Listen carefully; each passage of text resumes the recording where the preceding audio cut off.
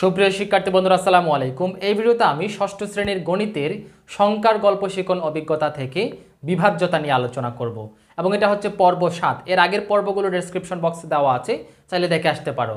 চলো তাহলে শুরু করি। প্রথমেই আমরা জানব বিভাজ্যতা কী জিনিস। বিভাজ্যতা হচ্ছে কোনো পূর্ণ সংখ্যাকে যদি অপর একটি পূর্ণ সংখ্যা দ্বারা ভাগ করে ভাগশেষ শূন্য পাওয়া যায়, তাহলে প্রথম সংখ্যাটিকে দ্বিতীয় সংখ্যা দ্বারা নিঃশেষে বিভাজ্য বলবে। ঠিক আছে, কথাগুলো শুনতে অনেক জটিল মনে হচ্ছে, তোমাদেরকে সহজ এখনই সহজ হয়ে যাবে। দেখো, মনে করো একটি পূর্ণ সংখ্যা আমি লিখছি, মনে করো 15। ঠিক আছে, এই 15 সংখ্যাটি একটি পূর্ণ সংখ্যা। এটাকে মনে করো আমরা 3 দিয়ে ভাগ করব। এখন এই যে 3 দিয়ে ভাগ করলে, ভাগ দিলে আমরা ভাগশেষ পাচ্ছি। দেখো 3 × 5 = 15, ভাগশেষ পাচ্ছি 0। তার মানে 15 পূর্ণ সংখ্যাটি 3 দ্বারা নিঃশেষে বিভাজ্য। আবার মনে করো যে একটা সংখ্যা 17, এই 17কে যদি 3 দ্বারা ভাগ করি তাহলে কিন্তু আমরা ভাগশেষ পাচ্ছি 2, মানে 0 পাচ্ছি না। যেহেতু এটা 0 পেলাম না, তার মানে এই 17 এটা 3 দ্বারা বিভাজ্য নয়। এটাই হচ্ছে বিভাজ্যতার ধারণা। প্রথমত 2 দ্বারা দেখো, 2 দ্বারা তোমাদের বইতে কিন্তু স্থানীয় মানের সাহায্যে দেখিয়েছে, তারপর বিষয়টা বোঝানোর চেষ্টা করেছে। আমি প্রথমত তোমাদেরকে 2 দ্বারা বিভাজ্যতার নিয়মটা প্রথমত লিখে দিচ্ছি। কেন? কারণ স্থানীয় মান যদি প্রথমত লিখতে যাই, তোমাদের অনেকের কিন্তু বিষয়টা অনেক জটিল মনে হবে। তাই আমি তোমাদেরকে 2 দ্বারা বিভাজ্যতার নিয়মটা লিখে দিচ্ছি। দেখো, কোনো সংখ্যার পরে আমি স্থানীয় মানেরটা দেখাবো। কোনো সংখ্যার একক স্থানে, ঠিক আছে, একক স্থান তো আমরা নিশ্চয়ই চিনি। একক স্থানে 0, 2, 4, 6, 8 থাকলে, থাকলে মানে এটার কোনো একটি থাকলে, আচ্ছা কোনো একটিটাও লিখে দিবি, একেবারে বিশ্লেষণ করে লিখে দিই। এর কোনো একটি থাকলে,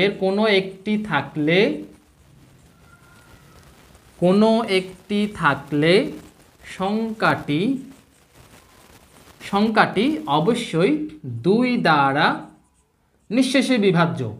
ঠিক আছে, নিঃশেষে বিভাজ্য মানে হচ্ছে একেবারে ভাগশেষ শূন্য আসবে, নিঃশেষে বিভাজ্য হবে।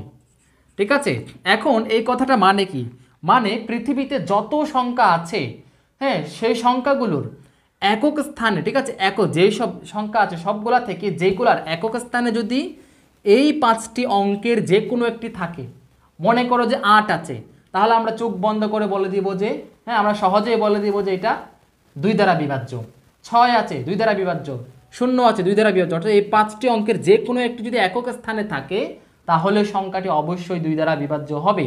যেমন মনে করো যে আমি কিছু সংখ্যা লিখছি, মনে করো 216, এটা কি 2 দ্বারা বিভাজ্য? আমরা জাস্ট একক স্থানটা দেখব। যেহেতু একক স্থানে এই 5টি অঙ্কের একটি আছে, তার মানে এটা অবশ্যই 2 দ্বারা বিভাজ্য। আবার মনে করো লিখেছি আমি 217, যেহেতু একক স্থানে কিন্তু এই অঙ্কের একটিও নাই, তার মানে এটা 2 দ্বারা বিভাজ্য না। আবার মনে করো একটা সংখ্যা লিখেছি, মনে করো অনেক বড় একটা সংখ্যা লিখলাম, মনে করো, এখন এই অনেক বড় সংখ্যার আমরা জাস্ট একক স্থানটা দেখব। যেহেতু একক স্থানে এই 5টি অঙ্কের একটি আছে, তার মানে এটা কি? এটা অবশ্যই 2 দ্বারা বিভাজ্য, এই পুরো সংখ্যাটা। আবার মনে করো যে 4203, আবার লিখলাম মনে করো 4, এই পুরো সংখ্যাটা কি 2 দ্বারা বিভাজ্য? আমরা জাস্ট একক স্থানটা দেখব। যেহেতু দেখতে পাচ্ছি একক স্থানে এই 5টি অঙ্কের একটি, যে এই 4 এটা আছে, তার মানে এই পুরো সংখ্যাটি অবশ্যই 2 দ্বারা বিভাজ্য, না থাকলে বিভাজ্য নয়। আশা করি বুঝতে পেরেছো। এখন একটা বিষয় দেখো, এই প্রত্যেকটি সংখ্যাকে, অর্থাৎ কোনো সংখ্যার একক স্থানে যদি এই অঙ্কগুলো থাকে, সেই সংখ্যাকে বলা হয় যে আবার জোড় সংখ্যা। কোনো সংখ্যার একক স্থানে যদি কি থাকে, একক স্থানে যদি এগুলা থাকে, তাহলে সেগুলাকে বলা হয় যে জোড় সংখ্যা। তার মানে আমরা কি বুঝলাম? তার মানে বুঝলাম যে সকল জোড় সংখ্যা 2 দ্বারা বিভাজ্য। কি বুঝলাম? সকল জোড় সংখ্যা 2 দ্বারা বিভাজ্য। যদি জোড় সংখ্যা হয়, অবশ্যই 2 দ্বারা বিভাজ্য হবে। এখন আমরা 2 এর বিভাজ্যতা বুঝে গেলাম। এবার আমরা বিষয়টা স্থানীয় মানের সাহায্যে একটু দেখব। ঠিক আছে, স্থানীয় মান, যেমন আমি এখানে এই সংখ্যাটি তোমাদের বইতে আছে, এটা একটু দেখো, 3, 5, 1, 6। এটা এখন আমরা স্থানীয় মানের সাহায্যে 2 এর বিভাজ্যতা নির্ণয় করব। যেমন আমরা এখন প্রথমেই কিন্তু এটা যে 2 দ্বারা বিভাজ্যটা আমরা বুঝে গিয়েছি, এখন আমাদের স্থানীয় মানটা করতে একটু সহজ হবে, একটু স্বাচ্ছন্দ্য বোধ করব। ঠিক আছে, আমি যদি প্রথমেই স্থানীয় মান নিয়ে আলোচনা করতাম, তোমাদের কিন্তু অনেক জটিল মনে হতো বিষয়টা। এবার দেখো, 6 এর স্থানীয় মান স্থানীয় মান কত হচ্ছে 1 গুণ 6 মানে 6 আর কি শুধু। এবার দেখো 1 এর স্থানীয় মান, 1 এর স্থানীয় মান, তাহলে 1 এর স্থানীয় মান কত পাবো আমরা? নিশ্চয়ই 1 গুণ 10। এখন 1 গুণ 10 এটা তো 2 দ্বারা বিভাজ্য কিনা এটা একটু সহজে বোঝার জন্য কি লিখেছে তোমাদের বইতে? 1 গুণ 2 গুণ 5। এটা কেন লিখেছে এই বিষয়টা একটু বোঝার দরকার আছে। দেখো কোনো সংখ্যার সাথে, মনে করো 2 এর সাথে যদি গুণ দিয়ে কোনো অঙ্ক লিখে, কোনো সংখ্যা লিখে, 2 দিয়ে মনে করো আমি 8 লিখেছি, 10 লিখেছি, মনে করো 115 লিখেছি, তাহলে এই পুরো সংখ্যাটি অবশ্যই 2 দ্বারা বিভাজ্য হবে। কেন? কারণ গুণাকারে থাকলে, গুণাকারে 2 দিয়ে গুণাকারে যেগুলো থাকবে তার মানে এই টোটাল অঙ্কগুলো, সংখ্যাগুলো গুণ করে গুণফল যেটা পাবো সেটা অবশ্যই 2 দ্বারা বিভাজ্য হবে। হ্যাঁ, এটা শুধু 2 এর ক্ষেত্রে না, যেমন এখানে 8, যেহেতু এই সবগুলা সংখ্যা যেহেতু 8 এর সাথে গুণাকারে আছে, তার মানে নিশ্চয়ই এই সংখ্যা যেটা এই যে এগুলো কিন্তু গুণ করে যে ফলাফলটা আসবে সেটা অবশ্যই 8 দ্বারাও কি হবে? নিঃশেষে বিভাজ্য হবে।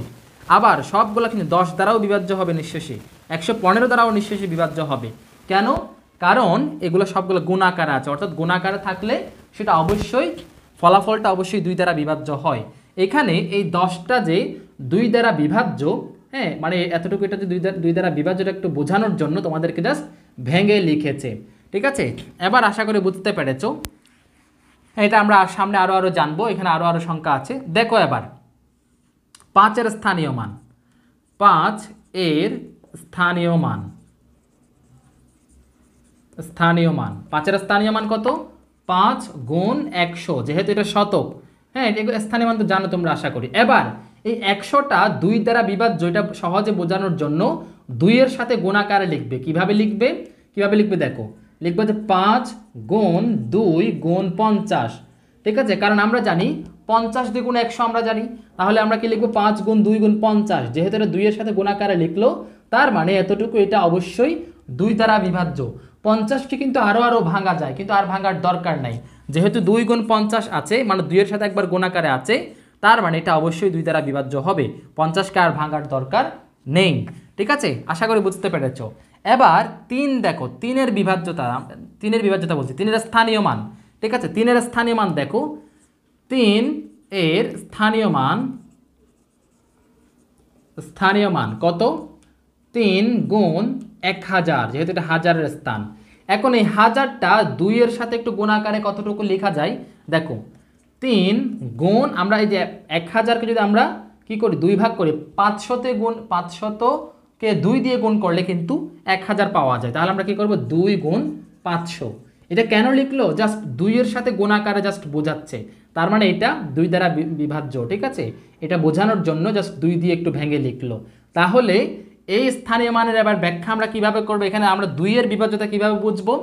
আমরা এখানে লিখবো যে এখানে, ঠিক আছে, আমি এখানে ব্যাখ্যাটা উপরে দেখাই, ব্যাখ্যাটা উপরে দেখো। হ্যাঁ, ব্যাখ্যাটা উপরে, এখানে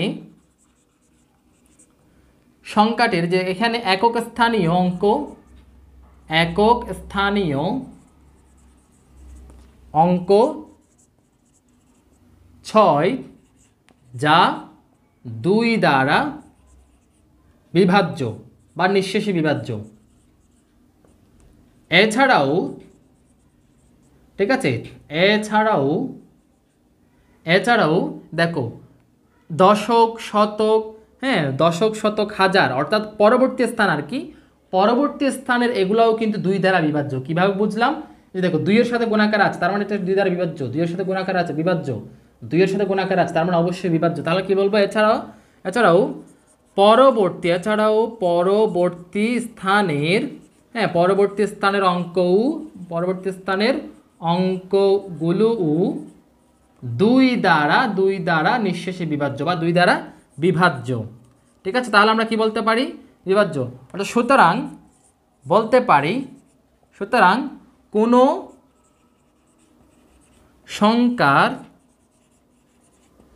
একক স্থানীয় অঙ্ক 2 দ্বারা নিঃশেষে বিভাজ্য হলে বা বিভাজ্য